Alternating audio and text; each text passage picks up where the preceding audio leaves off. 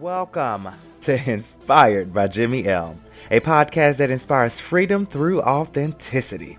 Take our shows and use them, honey. Use them to listen to your gut, your intuition, and allow them to give you the courage to be free in every area of your life.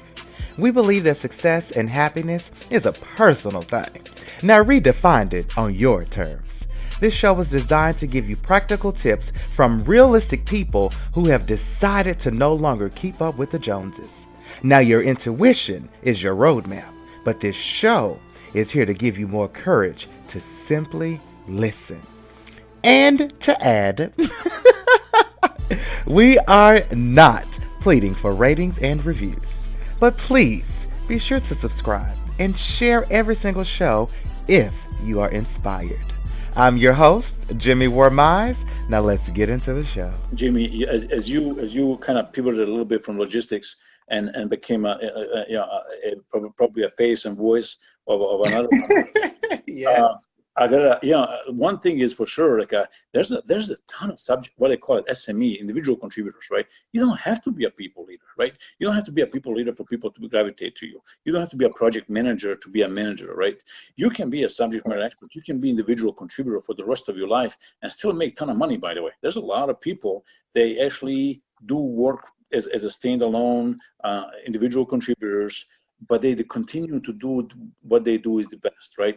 I had one of my mentors a long time ago, over 20 years ago now. I actually asked that person, I asked him, his name was Clint. I say, Clint, tell me, man, what should I become, right? This is before I knew any better, right? And Okay. and he just looked at me straight in the eye. I said, and actually this was in passing, like we were talking, and then he just turned over to me and said, Jasmin, be whatever you want to be, just be the best at it, right? And then I said, like, help me understand it, right? Help me, tell me more, right? He said, man, if you want to just go ahead and be the best, and here's the example he used. If you want to be a whistler, somebody who whistles for a living, just do that, but make sure you are the best at it, right? And people will throw money at you. They will invite you. They will have you come over because you are the best, right? And I will give you a quick example on that as well. A lot of folks think you have to be a CEO. You have to be a kind of face of the organization in a sense of I have to be a CEO, COO, chief financial officer. I have to be on the Bloomberg. I have to be on those channels, right? In order to be a millionaire, to make money, right? To make enough money. That's not true. There's a ton of there's a ton of people that sit in their homes and come up with a designs of different things. And I'm talking about crazy ideas like how this is. I'll tell you a quick example. There's a true story. The guy came up with a better way to hook a trailer, right? To actually hook up a trailer to a car, right? And then he patented that, and next thing you know, he was getting $7 for every sale that the company that he licensed to sold it, and he was doing that for 7 years. I mean, he made a ton of money that went directly straight into the bank account that he never had to touch because he was continuing to do his own work and all that stuff. And just because he had a patent, he had a passion development. There's a guy that we all know Google, right? When the Google started, before those two friends started Google, they went to a professor and said, hey, we have this idea, we're trying to solve the problem, but we have a little trouble, can you help us out? What he did, he helped them out. He was a professor at the university that they're taking class from him. He helped them out. Next thing you know, Google becomes a company. They give him 1,000, 2,000 shares at $80, right? Now it's $800. The guy is like he's got $800 million or something, right? And he's an individual contributor. He continues to ride a bike to his office and teach kids because that's his passion. He likes to do this, but he's also got a ton of money, right? So you can be individual contributor. You don't have to become a CEO and have a headache of the corporate world and still be rich. So any of those three career paths could make people rich, could make you successful, could make you be whatever you think you can be. But again, goes back to what you mentioned. You got to find out what your passion is. You got to find out what your voice is, what your values are, and those have to be aligned. Otherwise, sooner or later, once again, you're going to find yourself either burn out, you're going to compromise too much, that to the point that your professional development plan, no matter how good it is, if you're not executing it based on your values, based on what you found out, yes, you will quit. You will suffer, or you get a heart attack because you're wearing yourself out. Oh my goodness! Do you know what a heart ablation is? I do know a little bit about it. I had one of those last year. It's where your heart is off rhythm. Yep. So it's kind of firing off all kinds of ways, and it really makes you feel like you're having a heart attack. Wow. And if you don't get it done quickly, or not quickly, but if you don't get it done before you get older, you will be subject to more heart attacks. And so like they have to literally go into the heart above the top and the bottom to kind of kill the, I think they're called electrolytes or whatever it is that's firing off. And so when I say this, the scariest procedure ever, like it just, you do not want people playing with your heart. Like wake up, people. It is time to just stop stressing and living a path, and what I like to call for the Joneses. Most of us are out trying to please the Joneses, and we don't even realize that they're broke. And I love the fact that you put that in every single episode. Right? I'm telling you, it's like, the first time when I heard it, I thought, okay, it makes sense. It was good, right? Then the second time, I was like, I really think he's actually making this part of his show as part of the talk. And it is indeed like, and the more, like I say, I listen to a number of your shows, and it's there. And it's a great reminder. You're right. And let me tell you, I will go even a step further. Even if they are not broke, even if they're not, let them be who they are and be what you are. And I mean, and same thing is true, by the way. So I'm going to give you a very quick example on talking about professional development, right? You got these peer pressures, right? In career, right? Hey, Kim and I graduated together. Next thing you know, he's got a title manager. He's a project manager. I'm an engineer. So I don't have a manager. So I'm going to go start applying for every job that has a manager title in it. Then I'm going to become a manager. Next thing you know, those people get fired because they're incompetent. They can't do the job. Or even if they're not, they just go into a role, and just because they're a manager now, they struggle. And good friend of mine, now is good friend of mine, but this was before we actually even know him. The guy was he got out of school and he was power hungry. He thought, he's got to make sure when the next time when they have a class reunion, he's got to be a top, right? He's got to become a director before the next reunion, right? And don't take me wrong, the guy did become a director, but he had a heart attack like in 33 or 34 years old, right? And after I met him after that, right? As a matter of fact, the way I found out he had a heart attack, we had a business lunch, and we were sitting together, and of course I'm eating just whatever, anything, right? I'm not watching in my diet, right? And he's very picky. He's like he's ordering very carefully. He's asking questions, and I'm like, hey buddy, that's like a rocket science for lunch, man. But he says, man, Jasmin, I'll tell you this, I had a heart attack. Doctor told me pretty much if you have one, you're probably gonna have another one. I'm trying to delay. This is a true story. He says, I'm trying to delay it as much as possible.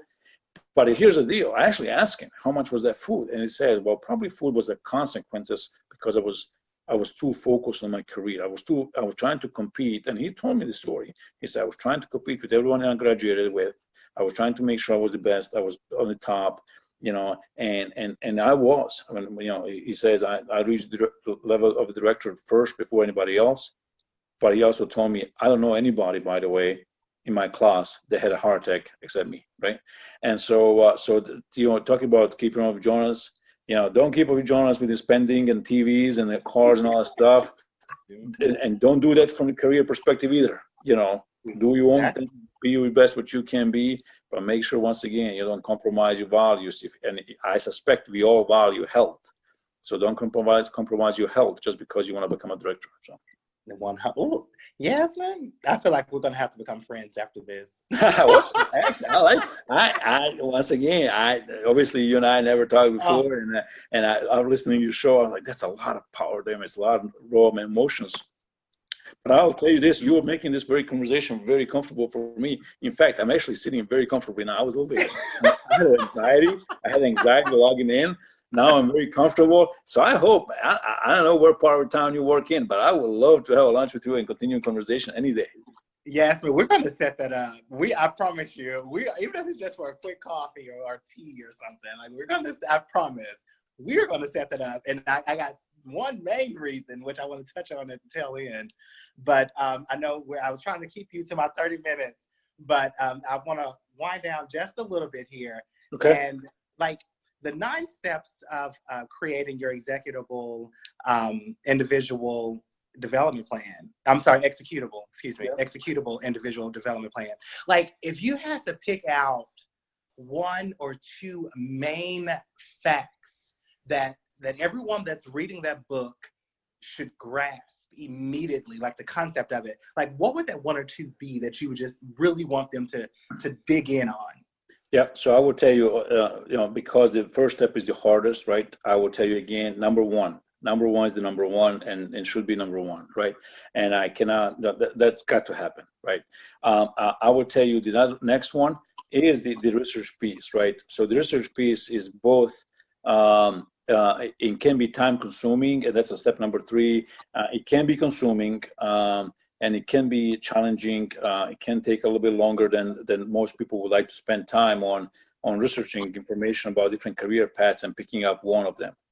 Okay. And then the third one that I would say, and this is the one that's actually probably the most fun. I think is most fun, and that is what I call it a internal view. Kind of getting to know yourself, finding out your strengths using the MBTI. So, your listeners and leadership and people that in a leadership position probably have to take the Myers-Briggs type indicator assessments before, or Strengths Finder or DISC. Those are all self-assessments where you kind of walk away with the results of your assessment and kind of finding out who you are and who you are internally, like not what you see in a mirror, right? But what I call seeing an internal mirror, things that people don't necessarily see. And I'll tell you, once again, once you start doing those things, those self-assessments, you start telling you a little bit about yourself that you did not probably know. And so I like that step.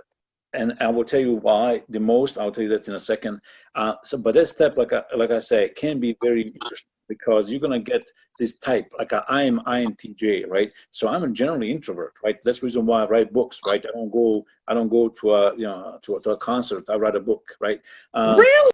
Well, yeah, believe it or not, right? But here's the deal. Wow. Once you understand it, right, then you got to kind of study. You kind of get a reflection. Like I realize myself that being in the public, I was always being drained. Like I was always not necessarily guy. I will go to a concert because the friend's gonna go, and I'm gonna enjoy it, but it will drain me out. But then I will sit at home, and I wish you can actually see my office right now. I think probably and I'm not joking, I probably have 60 books lined up on the floor, right? I need to lay it up in my library. I'm not joking. I swear I have it.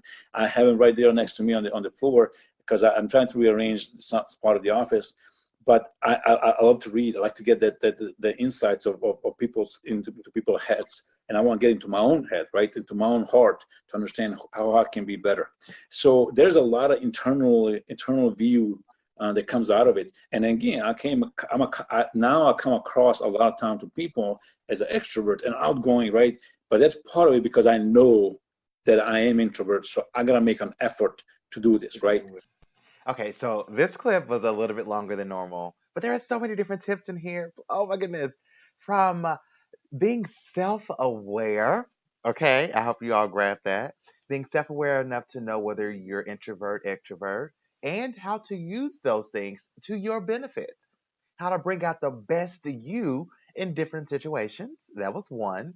Also, being able to pivot, and he was speaking about me personally, being able to pivot from logistics to being a brand ambassador and also podcasting. That takes not only just self awareness, but that takes some major courage, just to throw that out there.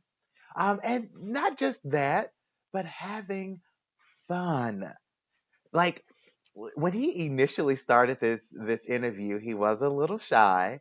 He was a bit not timid, but he wasn't as relaxed. Okay, he was a little rigid. He didn't know what to expect, and he mentioned that earlier on in an earlier clip. But um, he was able to relax doing this show. And that is an amazing thing. When you're able to relax and be who you are and have some of that pressure relieved, your true best self really does show up and shine.